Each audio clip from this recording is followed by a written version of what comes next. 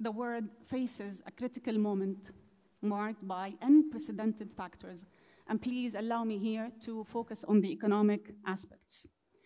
The impacts of the Russian-Ukrainian war, escalating tensions here in the Middle East, global economic fragmentation, the rise of new powers, changes in the global energy landscape, the trade disputes, high inflation, high interest rate, high debt, and growing competition between East and West. I'm sorry to paint such a negative picture, but this is the reality. Today's world is not the same as it was in 2020. So how did we get here? I am very lucky to be joined by two distinguished speakers who are rightly positioned to answer our questions and to give us some clarity on what is going forward and what is to come. So Dr. Thani, thank you very much for joining us. You have no idea how excited I am to start this conversation and try to understand what is happening. I need you to tell us all your take on increasing geopolitical, social, economic divisions in the global unity, in the global economy. This division, sir, is risking the economic growth, is risking the global unity and cooperation. How did we get here? Thank you, Lubna. Let me start by thanking my dear brother and friend, Dr. Sultan, for the invitation, and my gratitude goes to his team for the excellent preparation. Lubna, you were talking about the negative intro, but in reality, it's an opportunity for many of us. If we look at whatever you have said, it creates a lot of opportunities for us as a nation, especially the mid-power, to capitalize on those challenges that is facing the world. How can we maneuver around them and become more resilient, agile, and stronger? Now, let's look at the global phenomena and how things are moving. It's not only the Gaza or the war between Russia and Ukraine. The world has been going through waves of crisis in the last 4 or 5 years, True. Which reshuffled the whole way of things has been running. Starting with COVID, countries start closing their borders, put a lot of pressure on supply chain countries that has to really rethink about their commodity supply, movements of people, etc. Things as well, and when it comes to geopolitical matters and the movements of rain from one part of the world that has been there for the last decades, has been changing. So let's go and look at the whole globe.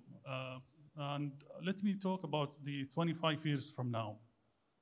The whole world was focusing on the developments of the developed nations, and the focus was on how they're going to dominate the global markets and their commodities and movements of brains and talents from the rest of the world to the developed countries, applying the technologies, as well as ensuring that those international organizations are making it much easier for them. But in the last 25 years, things have been changing. The emerging economies has been knowing the process, knowing and learning how to capitalize on those different factors for their own benefits. And guess what? Things are shifting. Let's look at the trade 50 years from now and last few years. Europe is not anymore the main supplier of the main commodities. It's becoming the emerging economies. China is one of them that is supplying the world. And things is moving much quicker, basically because the middle-class income people is growing in the South nations, which means that the growth is going to be here in the South nations, and the technology application is going to be here. Second factor, I think, which is very critical, the Western has been growing depending on the talent movements. But lately, we start seeing the immigrations and the restrictions that has been set by the developed countries, which affected the brains movements to those nations. So now what is happening is the reverse migrations. Many of the talents that have been there, they're going back to their nations, and the movements they're going to new hubs. So the new hubs, we're talking about UAE, Singapore, and Canada, which attracts those brains which used to go to the US and Europe and some other countries. Third factor, which is very critical as well, is the we're learning what has been achieved in the last 25 years through the free trade agreements that has been there and opening the market liberalizations. Now, most of the numbers are becoming here. So it's becoming in the emerging countries. So is the globalizations is coming to an end? No. Is the fragmentation is happening? To some certain extent, yes. It's going to be the norm? Actually, we're redefining both fragmentations and globalization. Globalization before was about dealing with the blocks and extending it to the rest of the world. And now we're redefining what are the blocks and what are the regions that we're talking about. So you believe that we're heading towards a new world order? New blocks that is going to continue maneuvering around those challenges. Global blocks before was the EU. Yes. The global blocks before was the conventional ones, which is closer to the big powers. But now the new blocks is becoming the RCEP, the ASEAN Plus. The new blocks is becoming the BRICS. The new blocks is becoming the new corridors, economic corridors that is happening. So new alliances are redefining the blocks that has been there before. And guess what? Some of the old blocks are getting weaker. And excuse me for mentioning some of the names. Mercosur is not performing as it used to be. Basically because their internal policies are not aligned. And some of those economic blocks are going to have an internal pressure to redefine and to rework themselves because they're not performing as it should be. We're talking about as well the EU, and we saw what happened in the EU during COVID, the fight among themselves for the supply chain, etc. So going back to the globalization is going to continue. Fragmentation is happening, but both are redefining based on the interests of the countries and based off the new blocks that is going to happen and reshape the way that things are moving forward. Thank you. Ambassador, building on what His Excellency said, he said globalization is not going to end, but fragmentation is happening.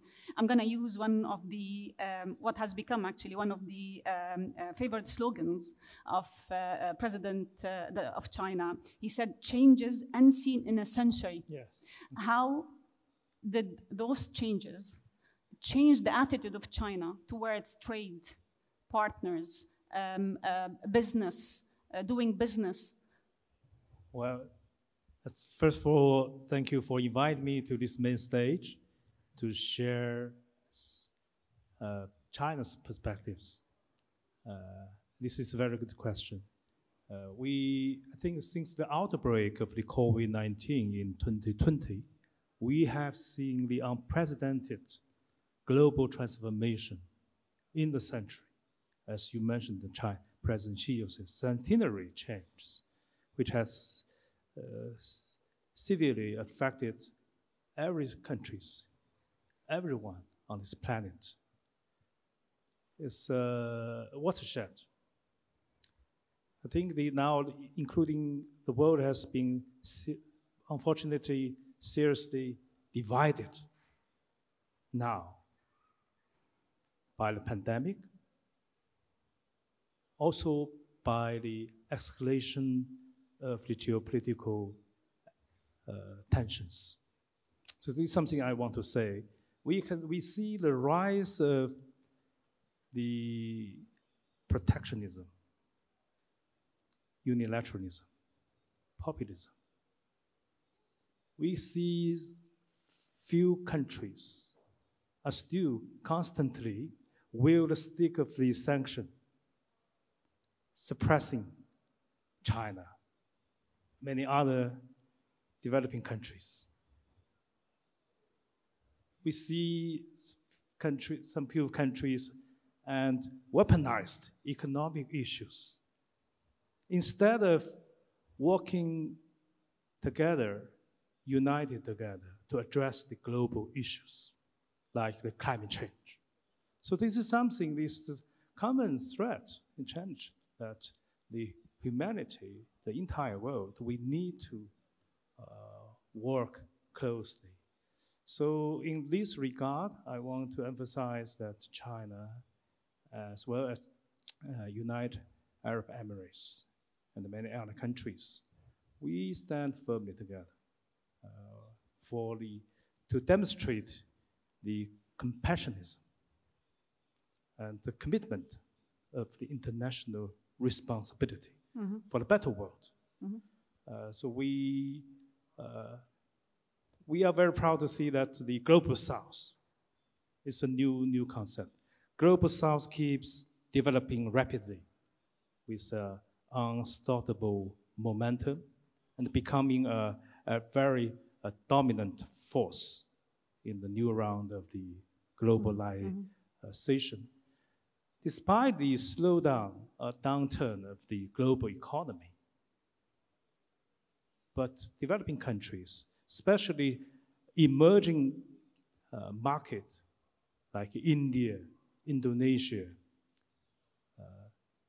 and Central Africa, even some countries in Africa, including China, still demonstrating a huge momentum for sustainable development. Yeah.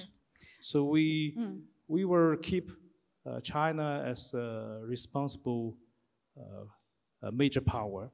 We realized our responsibility to take a leading role for the future, for better future of mankind. I will come back to China and the competition with the US, but before that, Your Excellency. If you allow me, Lubna, and I think I'm going to summarize what His Excellency the Ambassador said. In the last few decades, things has been shifting from certain type of powers to the current power. It used to be the hard power, the war power, which is not the case anymore, to soft power, which was depending on the diplomacy, the cultural, the society, the economic power. But nowadays, we're seeing the new form of power, which is the technology power, where technology has been an integral part of this tension between nations. And that exactly is complementing what the ambassador said when it comes to sanctions and the pressure that has been put in certain countries when it comes to this technological transformations. But we have to take in consideration as well, it's not any more nations that are doing this power. We're seeing technological players are playing a major role. And here, some of the companies are becoming even more powerful than countries themselves. Let's take Elon Musk himself when it comes to the Starlink and providing internet to certain countries, reaching out directly to him, not reaching out to the nations, the SpaceX and sending directly without going through the government approvals, the fight between him and Brazil, the fight between him and Australia.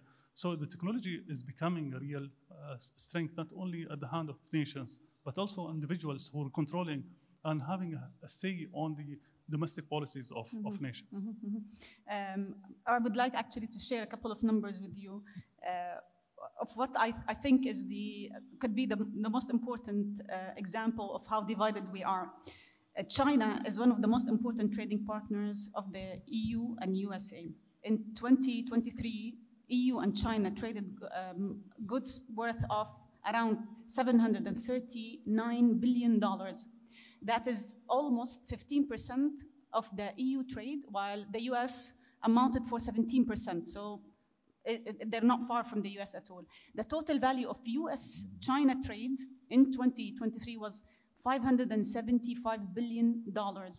Yet last week, the president of the US announced 100% tariffs on Chinese-made EV, electric cars, and 25% tariffs on EV batteries, not to talk, of course, about the tariffs imposed on cranes, solar cells, medical products, and semiconductors, speaking of technology, sir. How concerned you are when you hear something like this?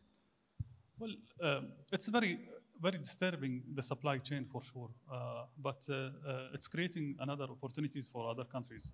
If you look at what is happening in terms of the geopolitics, politicizing those trade and investments, applications of technology, etc.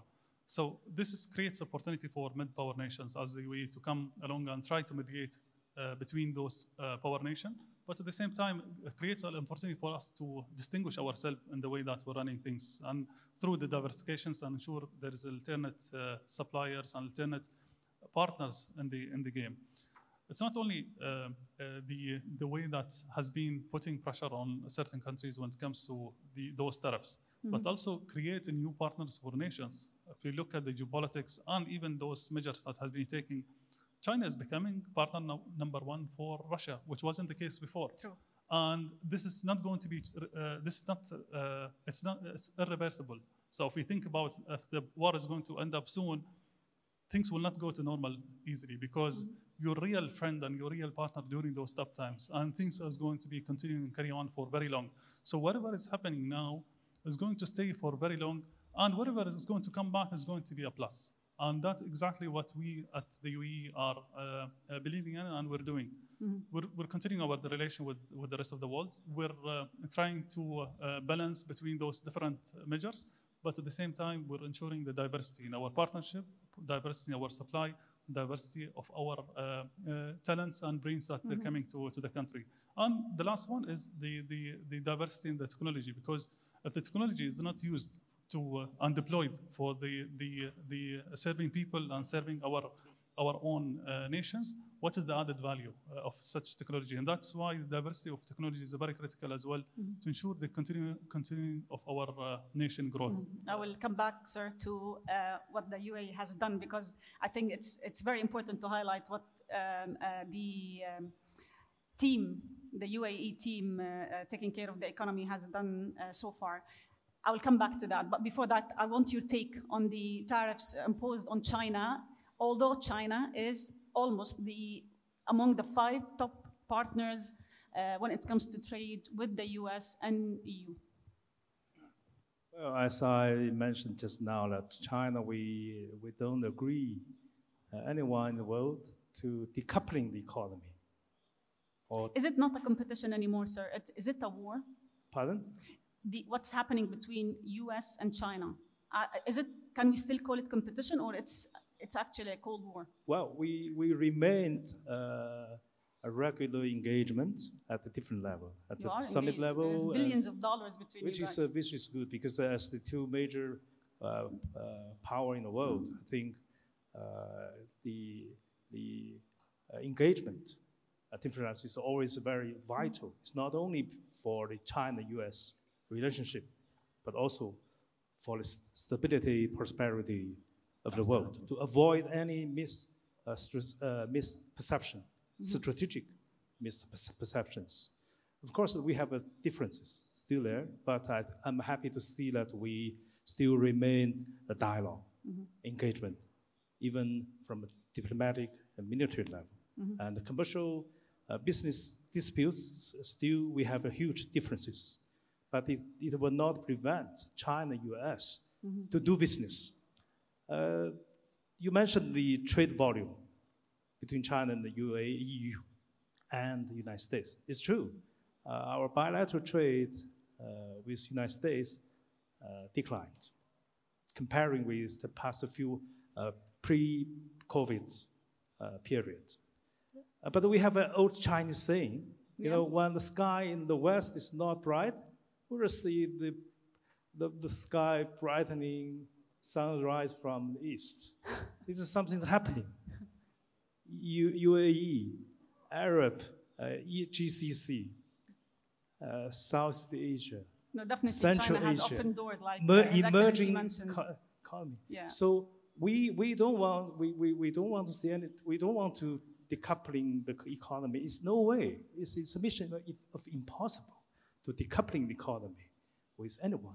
We don't want to see our supply chain, production chain to be disrupted, politicized, the economic issues.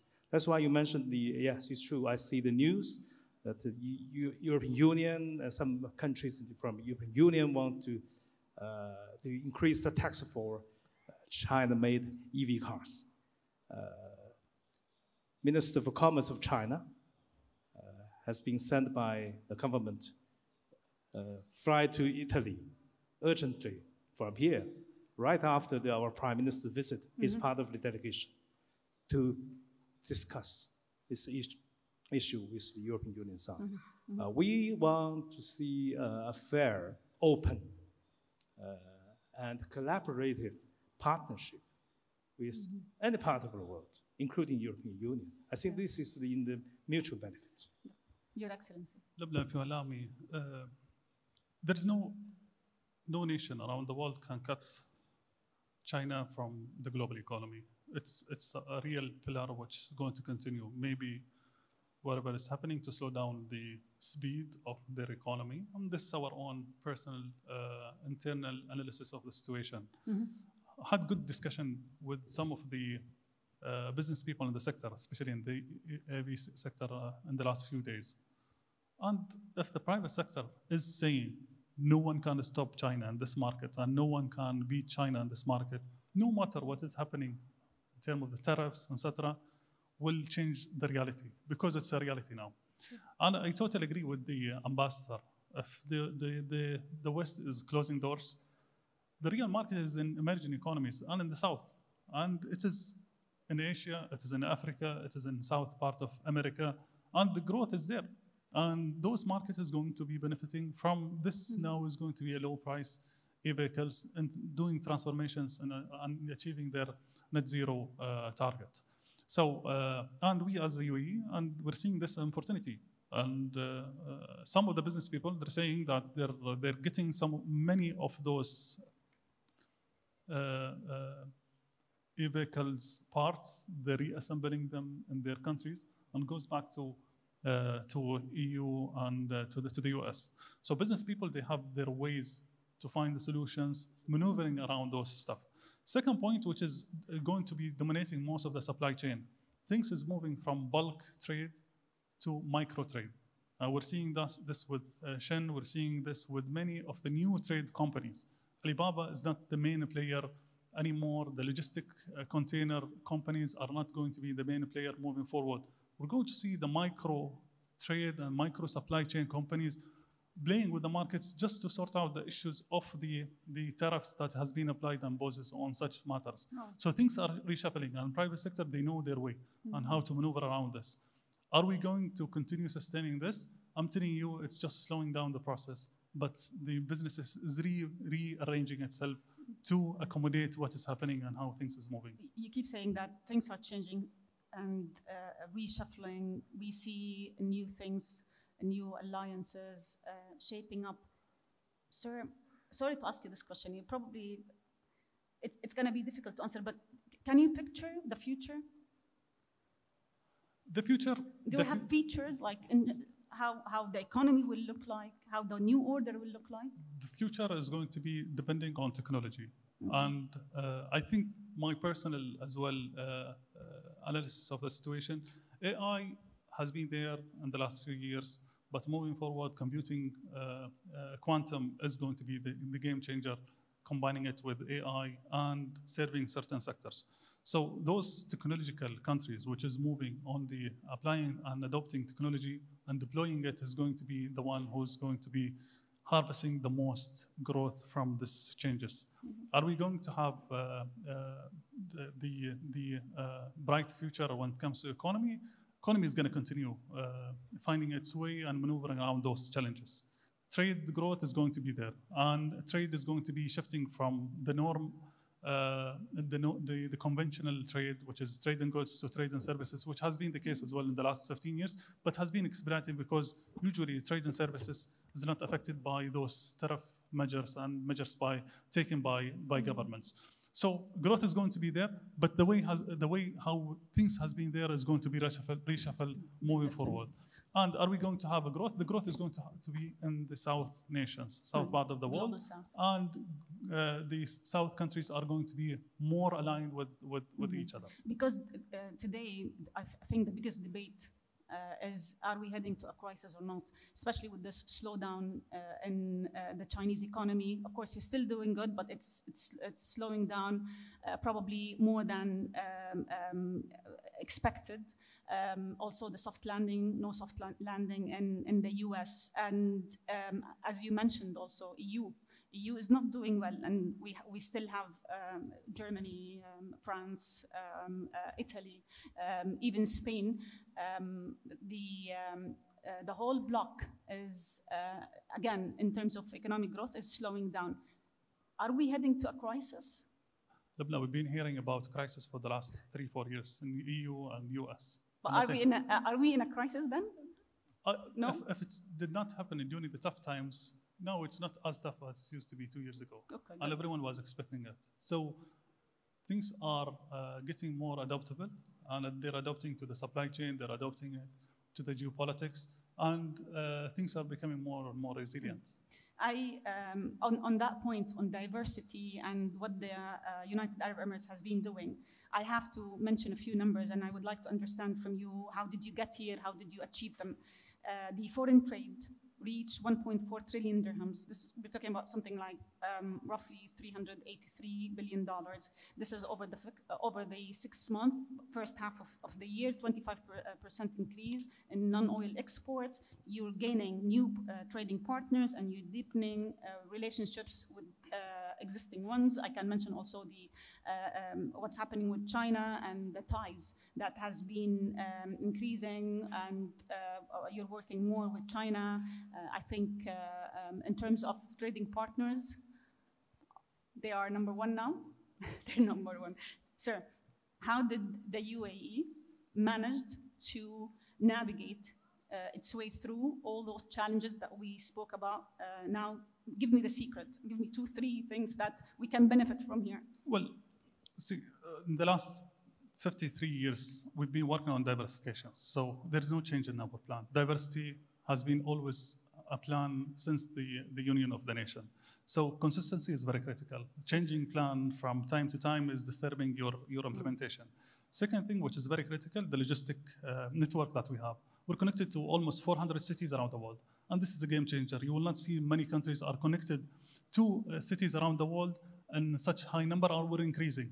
And we're fulfilling the gaps that we're having when it comes to supply chain. So investment in ports, investment in logistic companies, even in intervening on and buying some of the micro trade companies. So we're adopting as well with the new changes that is happening. Third one, liberalization. Liberalization has been always a key in this nation. Yes, we slowed down because we were stuck to the GCC free trade agreements negotiation. But in the last 3 years, we've been moving very quickly. Maybe we haven't announced the number or the full conclusion of CEPAs so far. But I can confidently say to everyone that we concluded 21 agreements of CEPAs so far. Yes, we did sign 11 once, but there's another 10 agreements which is just waiting the date for signing. It's unheard of when it comes to the speed that we're doing, and we're looking at the bigger picture, the win-win situation when it comes to signing those agreements with those nations, and we're adopting it. Fourth one, which is very critical, and we're getting this feedback from businesses and companies that is shifting to UAE, safety, security, services that they're having access to. They're saying we're very pleased to have our families having open door without worrying that something is going to happen to those families. So security and safety is a factor which played a major role in attracting businesses and 100%. People to the UAE. Last one, I think readiness to the future. We were talking about AI, etc. And some of the indexes that has been as well released lately when it comes to the AI readiness nations. The first one is US, second one is China, third one is us, the UAE. We're the third globally when it comes to AI readiness nations. And the fourth one is Russia, and etc. Shows how we're moving quickly in terms of the policy, regulation, capacity building, and the real implementation in R&D and investment in R&D, and transforming those R&D work into a commercial companies that is contributing to this growth in the nation. Ambassador. I'm impressed by one slogan that the leadership of Emirati government always say that UAE connecting with the world, connecting with the future. Nice. Excellent. It has been always, they have been always ahead of the UAE curve. is delivering this commitment. And UAE today has been widely recognized by its remarkable economic, social development achievement in the past 53 years since the independence in 1971. And in my humble view, that UAE today has become a role model for many countries in the world, the same size middle power countries, for many countries in the region, and even has become a role model for the Muslim or Islamic civilization. This is a moderate inclusiveness, modern, open society. Everyone feels happy working here, staying here, including Chinese. People are asking why China UAE relationships are growing so fast. Actually, this is another reflection of the changing geopolitical relationship in the wake of the COVID-19. I want to say, as I mentioned, our trade with the United States declined, unfortunately, but we're still doing business with the American companies. They don't want to leave the Chinese market. But our trade with the Middle East, you know how much we reached last year? Almost 400 billion US dollars, increasing. Our bilateral trade with the United Arab Emirates, UAE, last year is 95 billion US dollars. Our target is by 2030, it will reach 200 billion US dollars. And we have a full confidence with the hard work from His Highness, His Excellency Minister Thani. We are, China, we are busy engaged, negotiating the free trade agreement with GCC. Ambassador, our number is higher than your numbers. Our non-oil trade is around 87 plus 33 billion, so it makes it 120 billion dollars. So I'm going to choose my number because it's higher. The code of success, the code of success of UAE, actually, I think is inspired everyone, including China. Open economy, inclusive society, and wise leadership, hardworking people. I think this is something UAE, your success has become, I think the countries in the international community should recognize. China is also, we keep opening up wider to the world instead of closing our doors.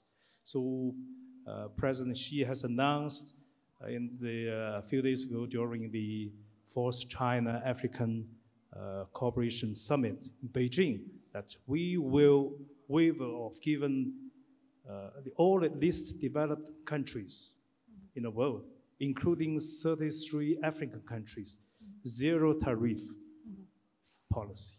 This is a strong commitment for China to open our door wider.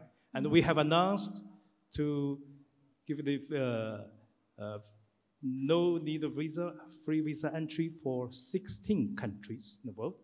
Out of the 16, there are 11 countries from the European Union. Unfortunately, the Right Honorable Bononis Catherine is not here today. This representing the strong commitment that China, we will keep upholding the basic national policy of opening up. Despite the slowdown of the economy, it's caused by the COVID. It's caused by the geopolitical tensions, but also it's caused by the, I want to say is that the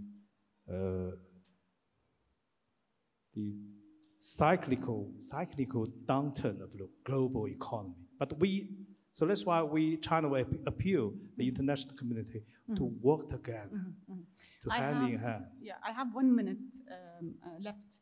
And before we wrap up, Your Excellency, I would like to hear from you.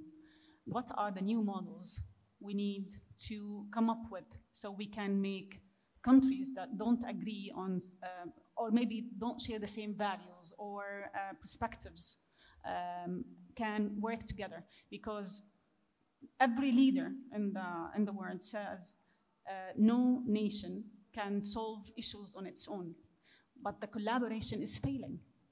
So what do we need to do today to save the economy? Well, when it comes to partnership and collaboration, it's not necessarily that we partner with someone, we put a condition that that partner has to agree with us on everything. We have to work in bits and pieces here. Yes. So if we're aligned with certain partners and certain topic, we have to work with them. And we go to the other group and work with them, the other topic or subject or matter that concern or an interest for all of us. So we have to segregate and choose the right partner for each topic. Otherwise, we'll not be able to bring everyone at the table. Second one, diversity. We have to ensure that there is a diversity in the way that we're doing businesses. Third one, which is very critical, and I think it's one of the takeaway for us from the last 4 years, we should not take a side with one superpower nation against the other, because one day they're going to get together and you're going to be in a tough situation. So you have to maneuver around it, and you have to work for your own interests and your nation interest that suits your international relations and international economic and trade engagements. Amazing, Your Excellency. He gave us 3 very important points, to be quite honest. Well, you should be working in academia, sir. The way you present things are very simple, easy to understand. Think about it. Although I don't want you to change your career now, please, sir. China UAE relationship is also, I think we are entering the best period of time since we established diplomatic relationship in 1984. We're going to celebrate the 40th anniversary on the 1st of November this year.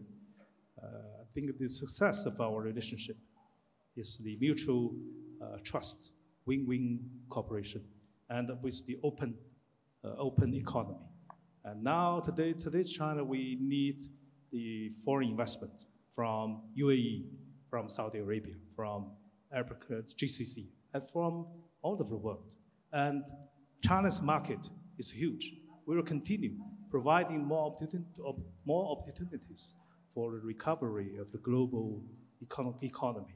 So we are confident that through the solidarity, unity, and to join hands together to revitalize our economy, that's the benefit of our entire humanity. Thank you very much, gentlemen. I learned a lot. I hope our audience enjoyed the discussion as well. So let's put them together for our distinguished speakers. Thank you very much.